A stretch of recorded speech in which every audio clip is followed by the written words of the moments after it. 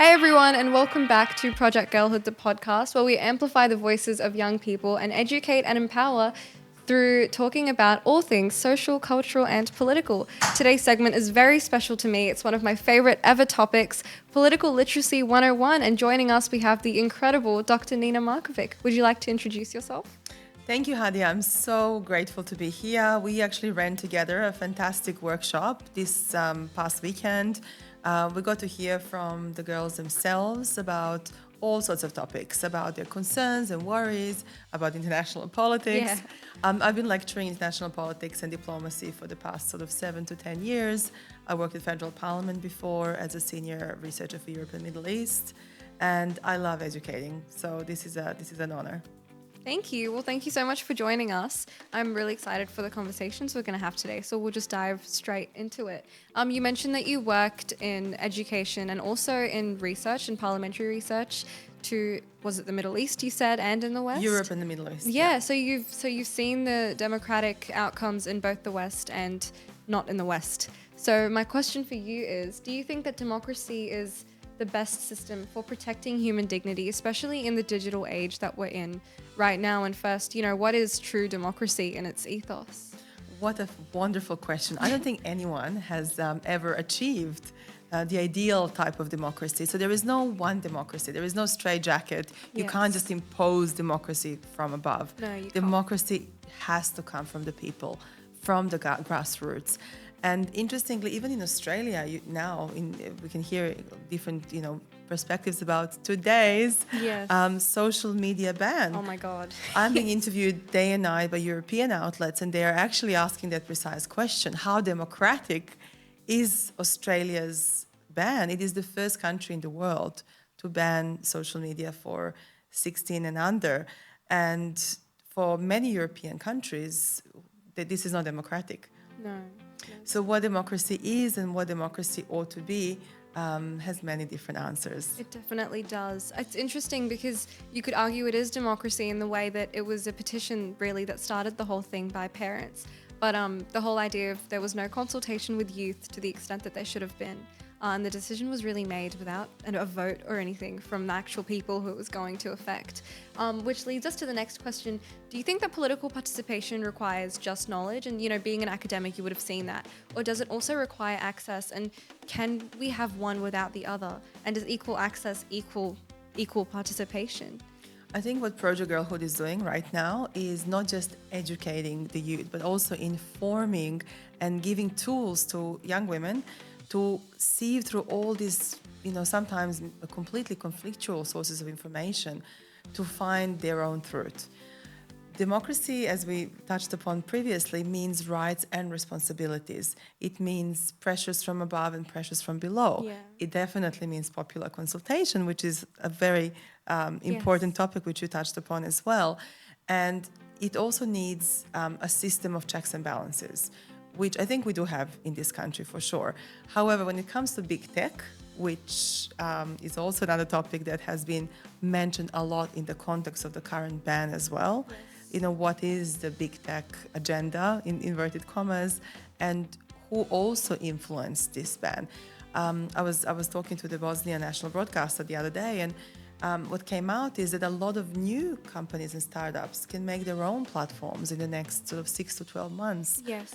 And probably capitalize on the fact that teens are pretty much cut off from the rest of their communication networks which they had. Yes. So you can have these new players on the block coming in. I mean, all these 10 big companies, Facebook, Meta, X, Instagram, Snapchat, they were companies which took decades sometimes to actually get established, and they had to pass a lot of regulation. Despite all the negative things, let's talk about the positives. They did, yeah. But in this debate, we kind of see only the negative side in Australia right now. We're hearing about how bad social media is, not what about kids with disability, what about kids with social anxiety. I mean, this was the feedback from our workshop on Saturday. Yes, it was, especially when it comes to young people actually engaging in politics through social media, and really understanding, and we talked about the civic learning horizontal method that happens, as it's sociologically coined, where young people are teaching other young people, and I think that's so powerful and so important. And then to sort of take away that social media is a parallel extension of our social life is a little bit reductive of young people. I don't know if you've heard the saying that the government's been saying all around, we're letting kids be kids, which is insane. Being kids now means something very different from Yes. being kids 50 years ago. Exactly. And I think the election should have showed anything that should have exemplified that, if anything, especially because young people finally had the most amount of votes that we've had ever. So yeah, I think it's something that they really should have taken into account. But really, when we look at political systems and the role of social media in them, I think the most important thing to understand is that we use social media to understand political systems. Totally. But now that we have you here as an academic, I wanted to ask if you could tell us a bit about some social and political systems that we've been hearing everywhere in the media. What is communism and what has it been misunderstood to be, do you think? Like democracy, we talked about democracy 2,000 years ago in a different way in ancient Greece and then later on in ancient Rome.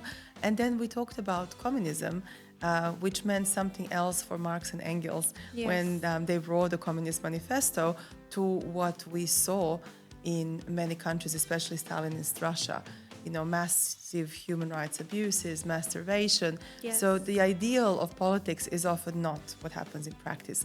I think a lot of people, when they hear about concepts, they get overwhelmed with the theory which started the concept. Yes. But to actually evaluate how did communism play out in practice, well, it was very different in each country, and it was also very different in different era. For example, in communist Yugoslavia, and I grew up in the last sort of 7 years of that country, in the beginning, anybody who thought differently was put in a gulag style of imprisonment.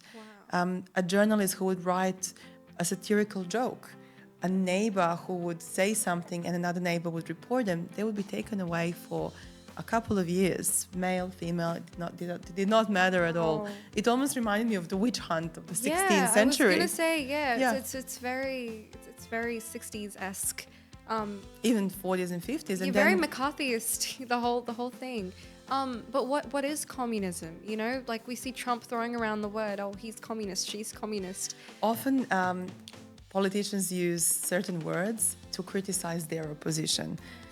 Communism as an ideology is one thing, communism in principle is another. Communism in China is different from communism or communist manifestations in Eastern Europe, in Stalinist Russia.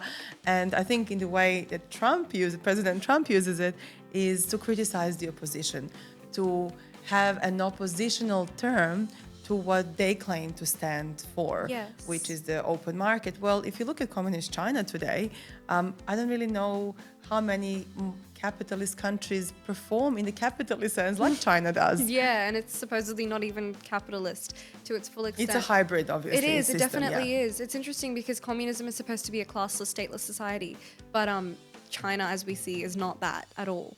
Completely different. I mean, Yeah. in terms of, I guess we talked about libertarianism versus liberalism, Yes. the extent of government control. I think, well, again, speaking from Australia, where government just bans social media, Yeah. shows that government, even in democracy, retains a huge and high degree of control over social life.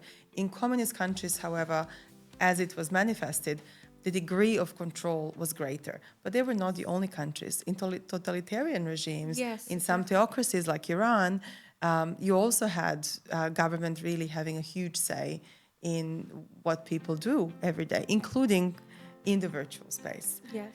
So it's not just democracies, it's also other systems.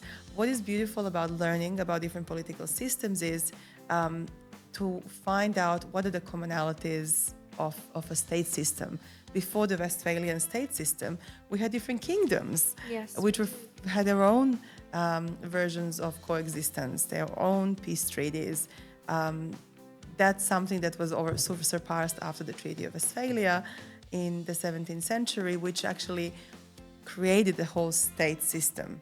There were still feudalist systems around, there were still kingdoms, but that was gradually diminishing. And we talked on Saturday that in 1970s, there were only 33 functioning democracies. Yes, exactly. And Which even is, then, to which what is ex- unbelievable It from is- this perspective. It is unbelievable, especially now because the West claims to be so incredibly democratic. The fact that there weren't even that many democracies less than 30, 40 years ago is it's quite shocking when you think about it. But also it really leads you to question, you said the manifestations in one place of a theory are different in another. And it really reminds me of von Rank's idea of nothing can ever be repeated as it is. You could say that, you know, Stalinist Russia was a victim of circumstance and of the zeitgeist of the time.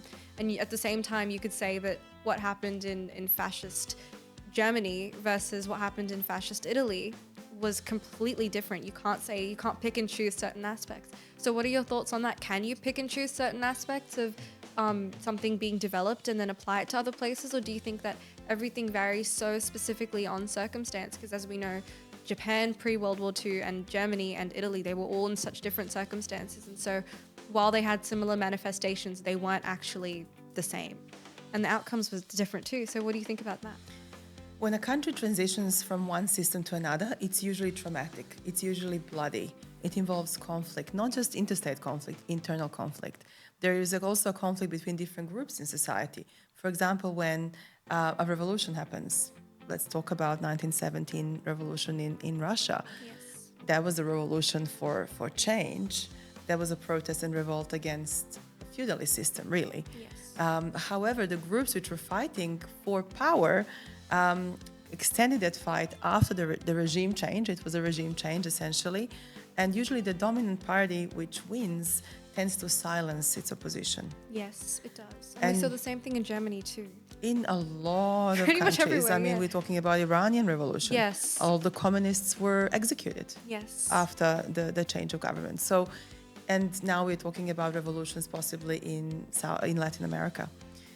So always when there is a systemic change, there are different factors which influence. There are external factors. Let's say in Latin America, if there is a revolution coming up, Yeah. external factor will be the United States Yeah. and Yes. other countries which want that Yes. regime change to happen. Yes. But internally, you also have groups fighting for their own place in the new system. And whichever group prevails then seeks to build their own alliances with other internal and external actors, and often at the expense of dissenting voices. So even when you try and make a system democratic, for example, that's why I said you can't install democracy from above, because that's forcibly changing something without a grassroots acceptance of that idea. And do you think that happened in Russia? Because now we see, you know, when Putin first came into power, he promised it would be democratic.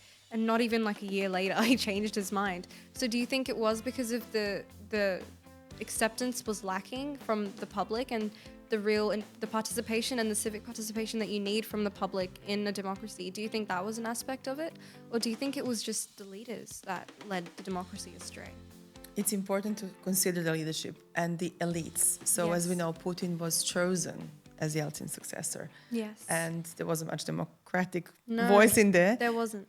And also when you look at a country like Russia, which is so huge and it has so many different ethnic groups, there is a belief in Russia that a strong leader is only able to control such a vast, diverse society. I mean, they're actually quite multicultural. They're more than incredibly, yes. 50 ethnic groups and different languages, sub-languages. However, I don't think that it was ever an aim to be a Western-style democracy in the 1990s Russia.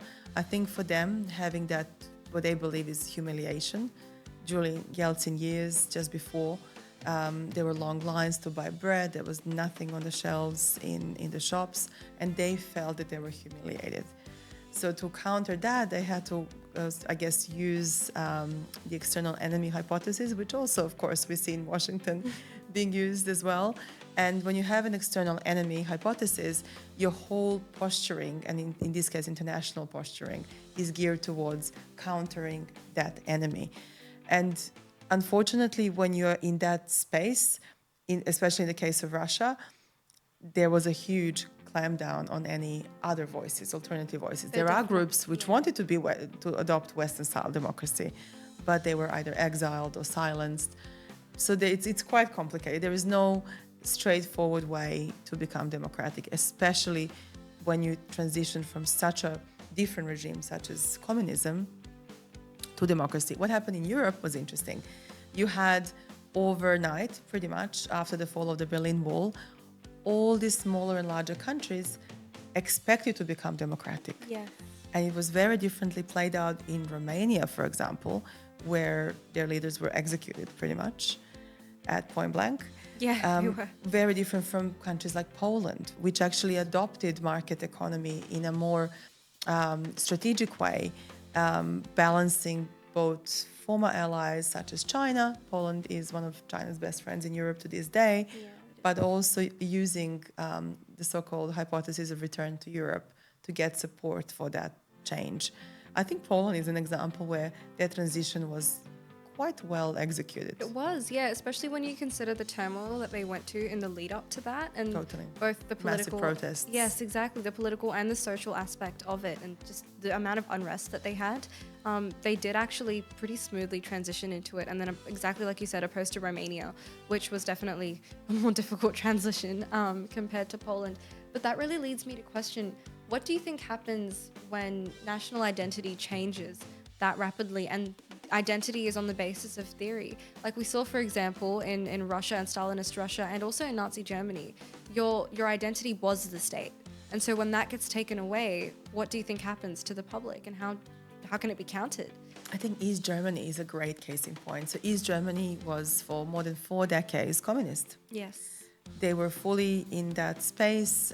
They were proudly communist. They had pretty strict surveillance mechanisms. I mean, it was pretty horrendous if you wanted to escape to the West and be caught. Couldn't. But then they got assimilated pretty much. They did. After the fall of the Berlin Wall with the rest of Germany. And that was, for Western Germany, that was actually financially really taxing. They had to pretty much subsidize that whole transition, which many of the people were not happy about. However, East Germans still have a distinct identity.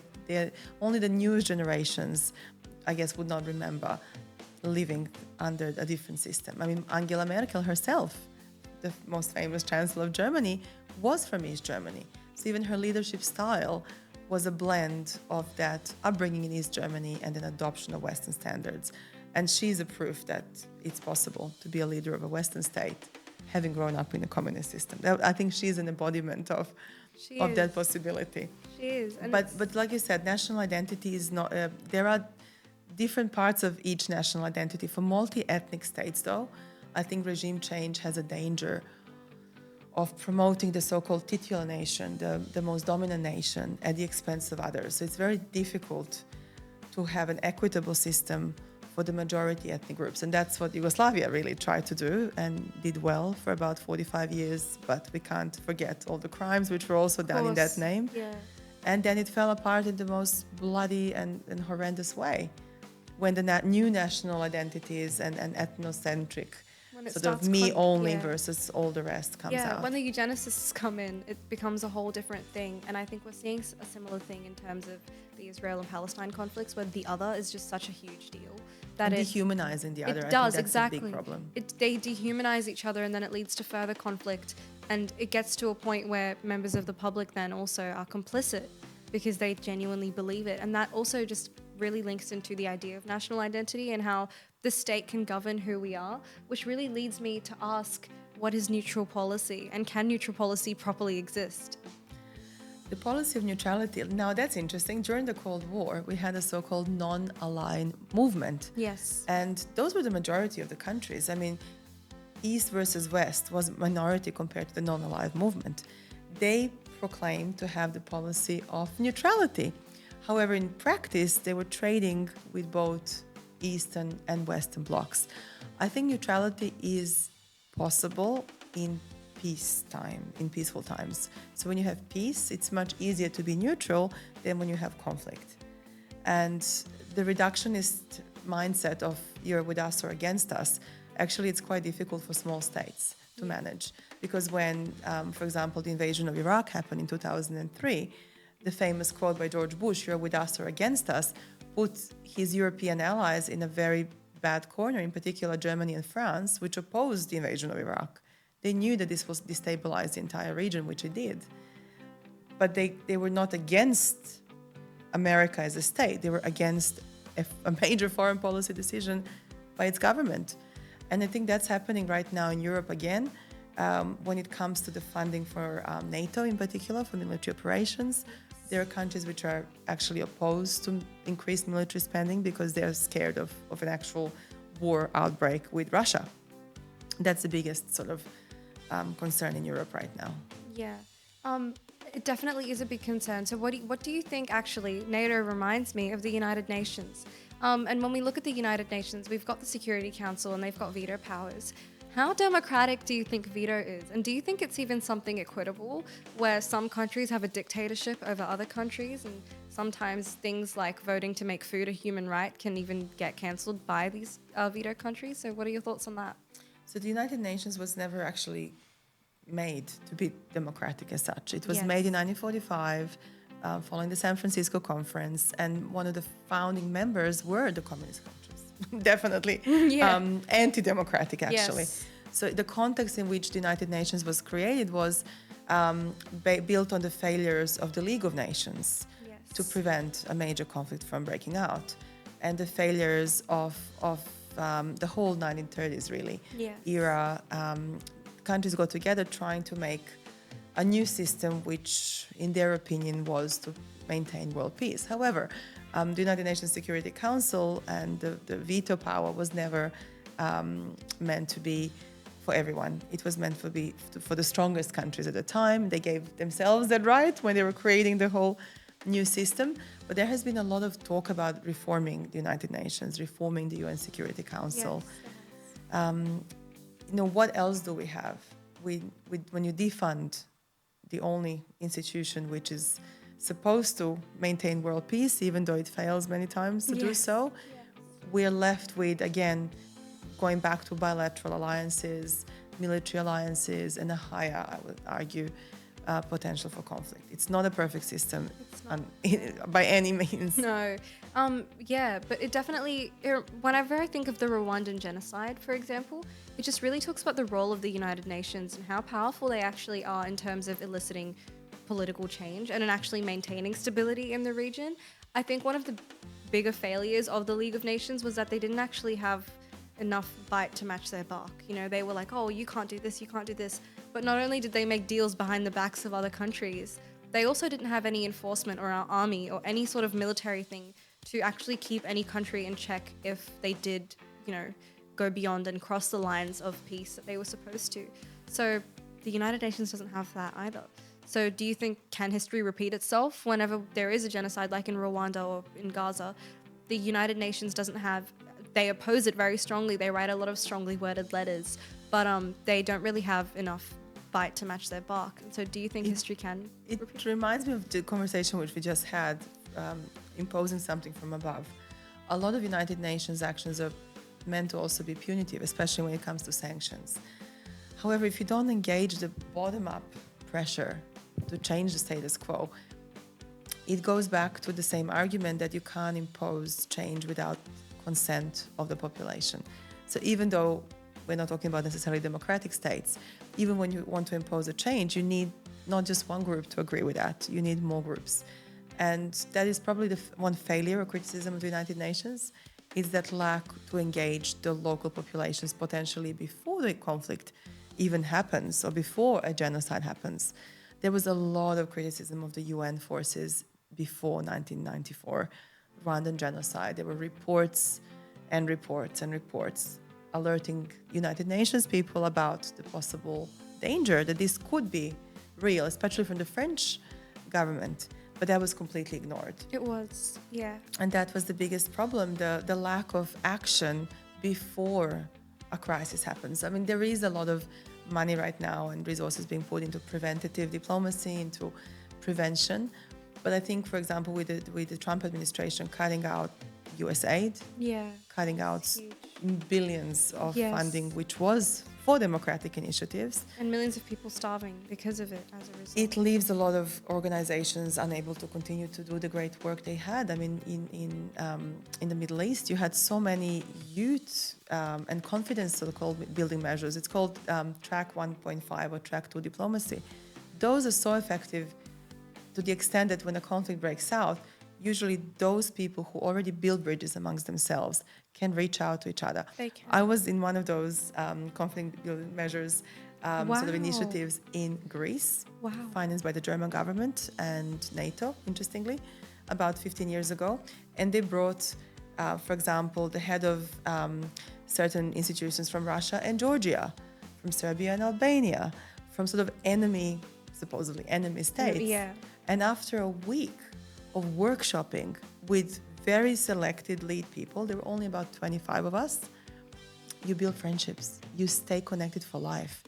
And when the Georgia-Russia conflict happened, these people had a direct line of communication. Because that's the problem usually in conflict.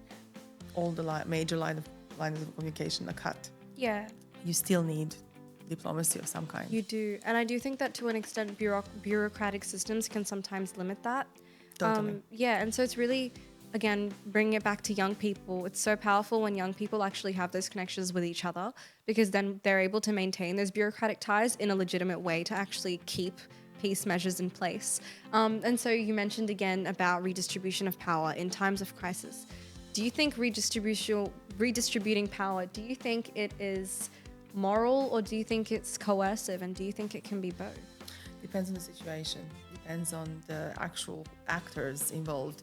I mean, if a conflict was to happen between countries which are totalitarian in nature, so to speak, it's very actually difficult to have those channels which we just discussed, because they wouldn't allow for that in the first place. You would be labeled to be a traitor if you wanted to even talk to the other side.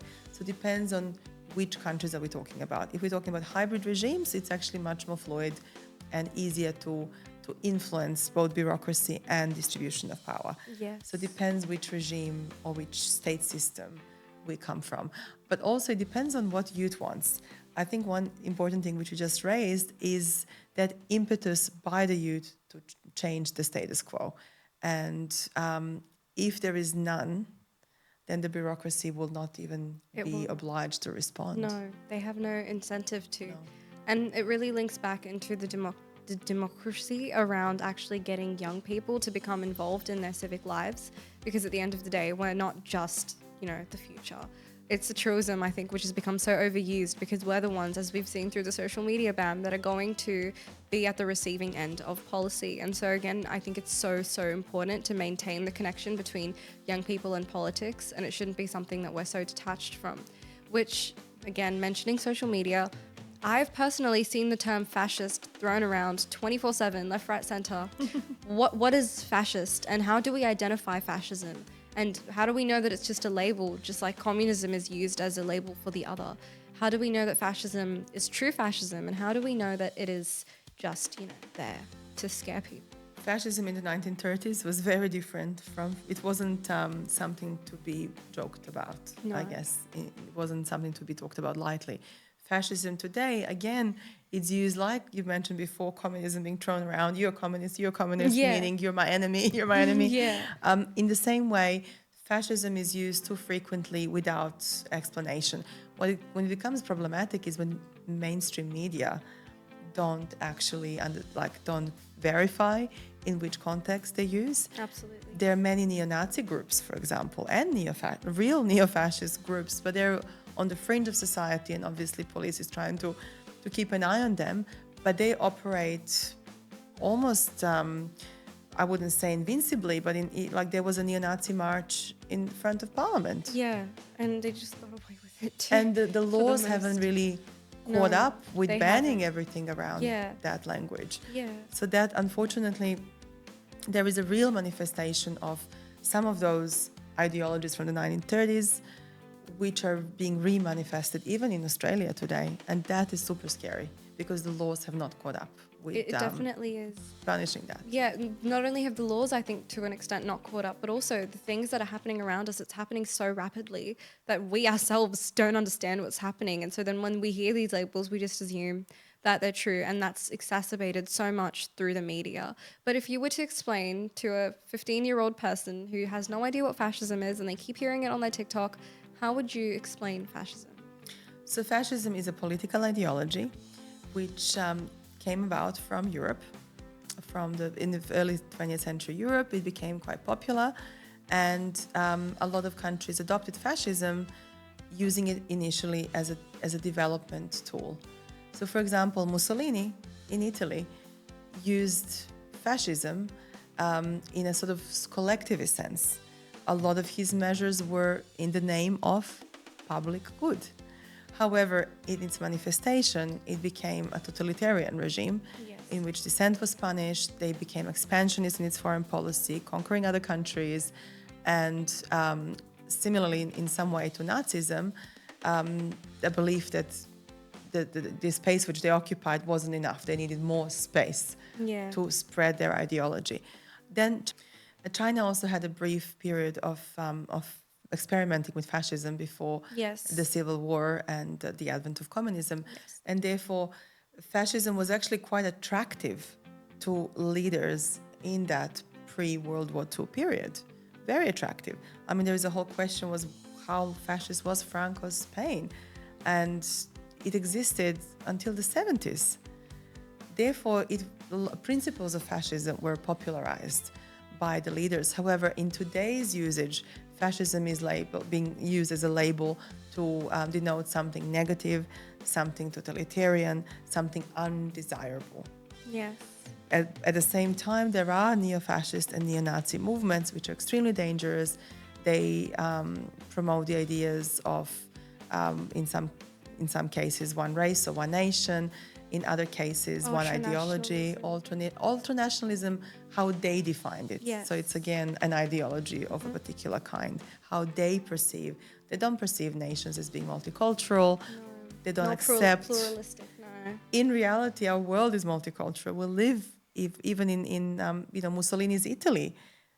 Italy itself is a multicultural nation. Yes. But silencing some groups and promoting others for the benefit of those is a dangerous phenomenon, whether it's called fascism or something else. Yes. No, I absolutely agree. And now you've mentioned principles of fascism. What specifically are those principles? Because on Saturday, we had some girls saying that, oh, Trump is fascist, and some were saying, no, he's not.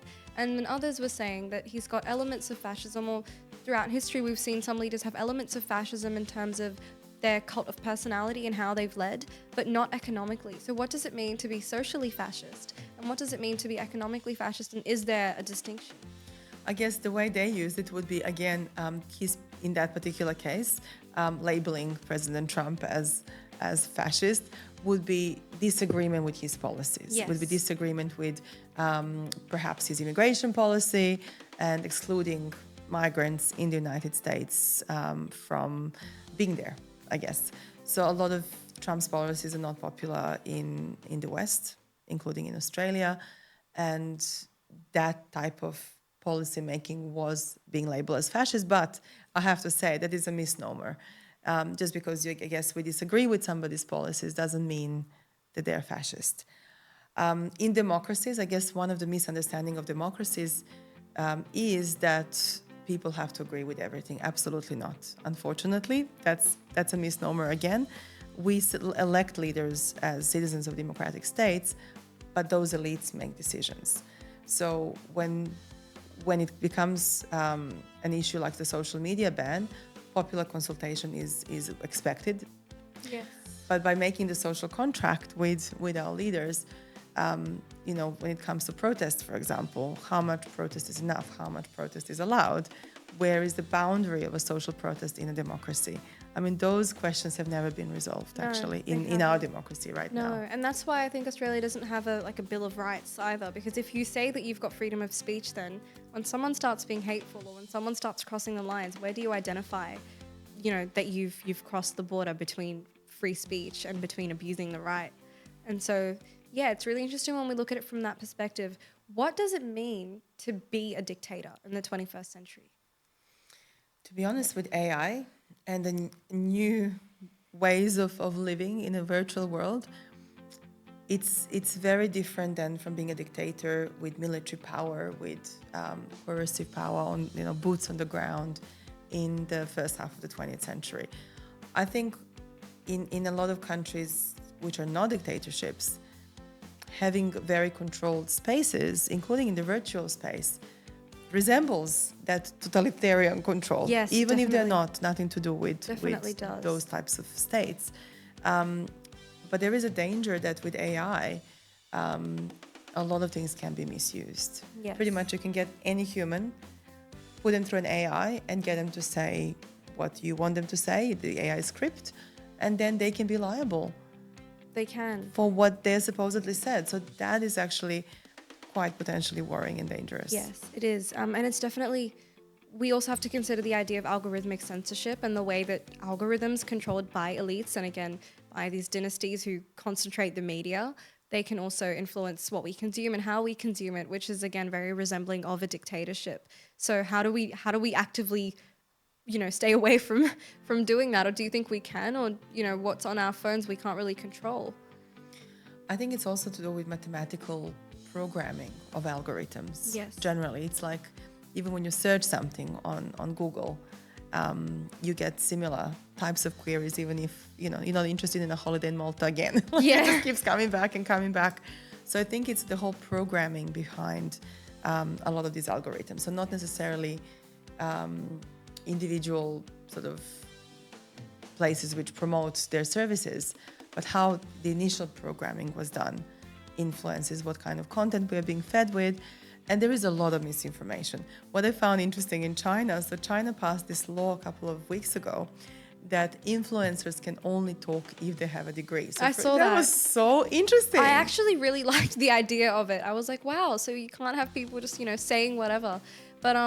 But what do you think about that, actually? I'm interested. Well, it depends on the situation. I mean, in the health space, which is something I've been involved in recently in the Yeah. last couple of years, there is so much misinformation which can actually create fear, more anxiety. Definitely, yeah. And it actually has, especially in the food allergy world, for example, it led to people taking risks which they wouldn't normally take. Yes. For example, influencers saying, even if you have a wheat allergy, but if you go and have European wheat, you'll be fine. Yeah. Which is completely wrong. I mean, Or that when you could kill a person. Yeah. Oh, I saw this influencer. She was like, "Oh, have unpasteurized milk. It's so good for you because it's organic." And I was like, "What? You can't do that." A lot of misinformation. So much, But at the yeah. same time, do we want to be censored? And do we want to be not allowed to have an opinion at all if we don't have a degree? Like in some countries, people buy degrees. That's true as well. Yeah.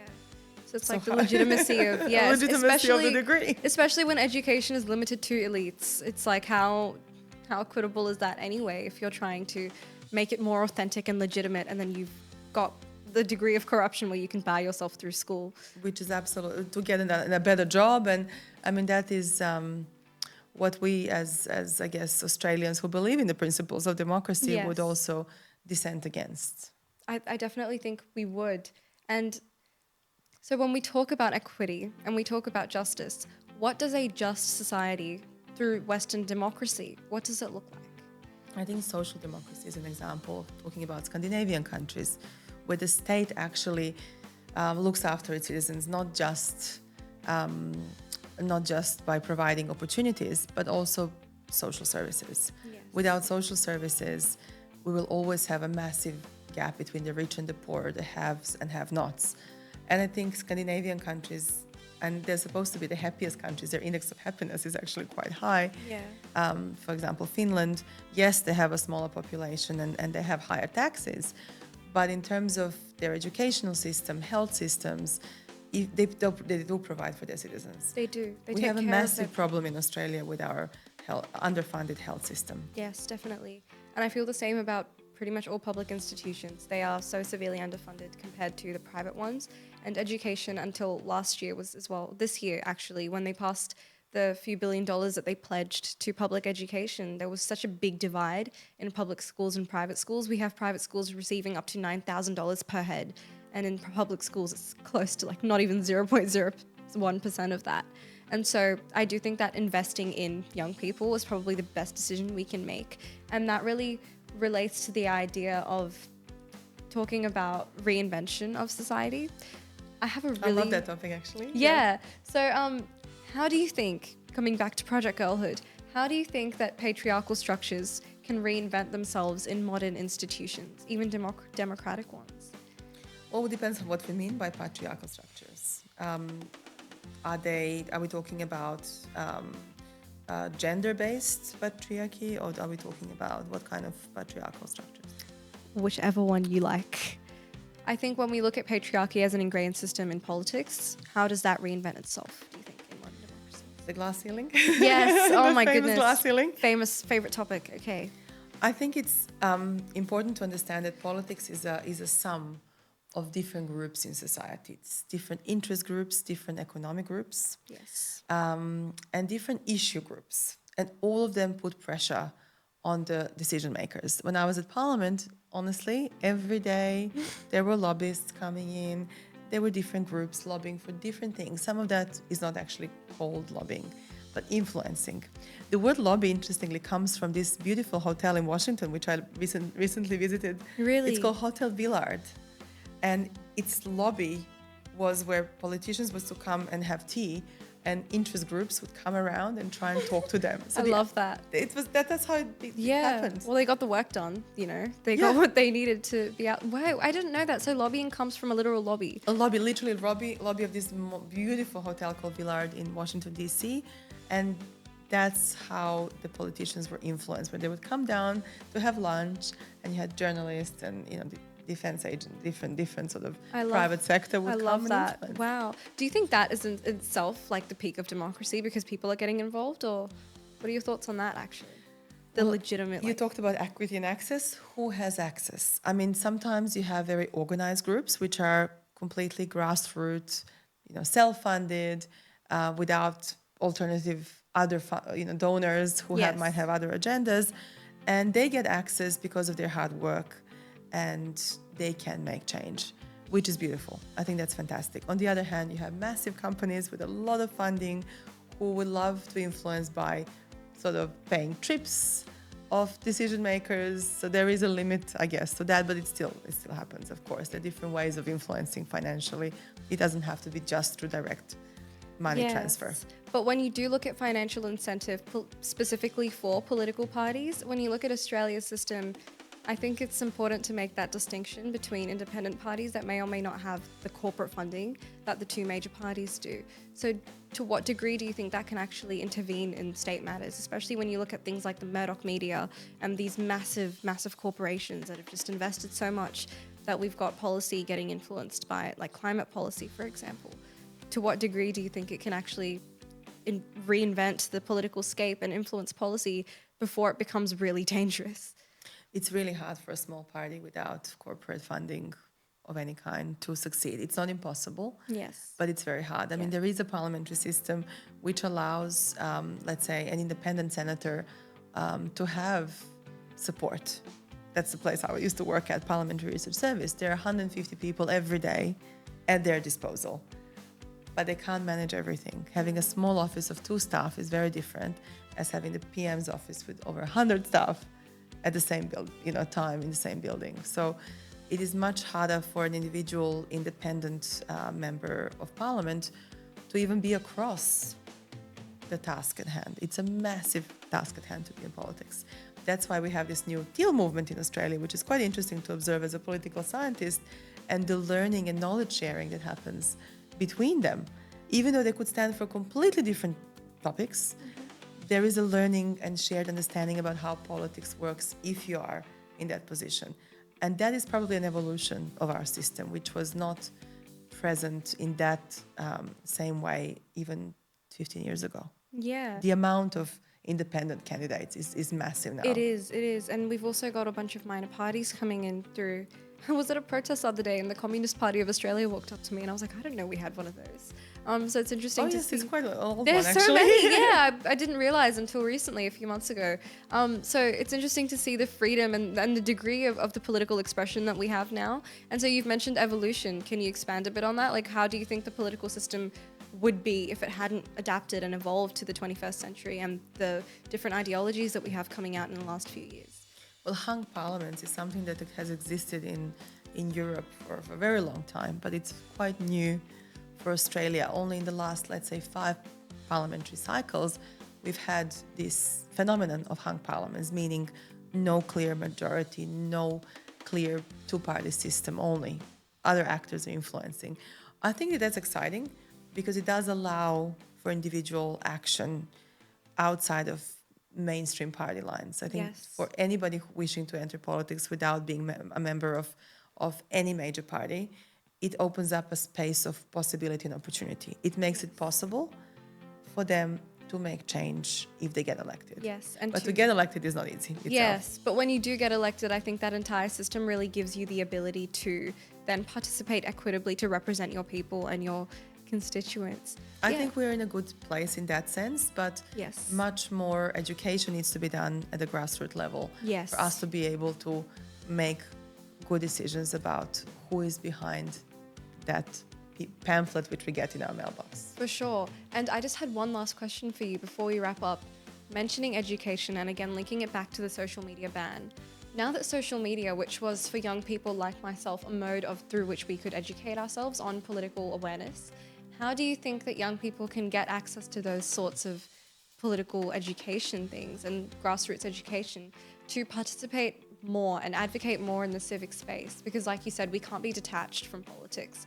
We should be very actively engaged as it's our responsibility as young people. So I think what you're doing is incredible. Project Girlhood is actually putting face to a name on the ground. It utilizes social media and virtual space, but the education happens face to face. And I think one thing about social media is people being recipients without necessarily asking questions. I mean, Yes. just putting one comment on a post is not enough to get education. So I think not really going back, but recreating physical spaces of interaction at the individual level, like Project Girlhood is doing, is not just fantastic, but it's essential, because this space is now lacking online for a lot of young people.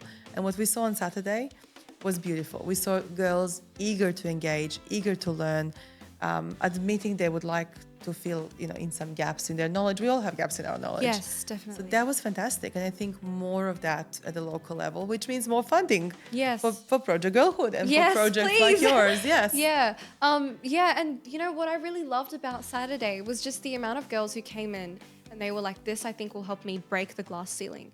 A lot of girls expressed, and it's on our socials, guys. A lot of girls expressed that they felt that women were pushed out of these spaces quite often. And so I do think it's so important for us to be more involved, particularly as young women. So do you have any advice on how people can do that, especially now that the mode through which they would connect with each other now is being taken away? I think attending leadership conferences by the youth for youth. So if you're, let's say, a high school student going to a leadership conference of a big company wouldn't really give you those skills. No. Getting those skills that you need right now, how to excel at the job interview, perhaps how to create your own job. I think we have moved to the startup culture. Yes, we have. And Australia is pretty behind compared to even countries like UAE. I mean, Dubai authorities, for example, in Dubai specifically, they provide free AI courses to primary school kids. Wow. Primary school we're talking about. Wow. We That's impressive. cannot even imagine that, right? We're not there yet. No, the funding is, I feel like education, public education especially, needs to adapt Absolutely. more. Love the public education system. Completely. But yeah, I do think that there are definitely holes in that. And we've seen the emergence of AI tools in public education for free, like EduChat. But again, it's modeled after ChatGPT, and then there's so many holes in how useless it can be. But yeah, I do definitely think it's something to consider, especially when we look at the evolution of other countries compared to Australia. Learning from others, mentoring others. Yes. I think one thing which we have become as a society is a bit selfish in terms of an individual level. Yes. Sharing knowledge, sharing your skills. All of us have skills. Yes. A willingness to share, I would say, has decreased. It definitely has. Minus some people on social media. They love course. to share their tips and Yes. tricks, and that helps. But I don't see many politicians, actively going out That's and, the point, yes. running youth councils as they should maybe. Which leads me to question, should we have, like you worked in Parliament, right, at a federal level. Do you think if the government was to create a federal youth council for advising or just even for just, listening, do you think it would succeed? And if not, how do you think we could maybe move towards the steps of potentially creating something like that or getting the attention of people who could maybe make it happen? I think Kevin '07, I remember, campaign had the first time when Australia had a massive youth vote when Kevin Rudd was elected, the whole Kevin '07 campaign.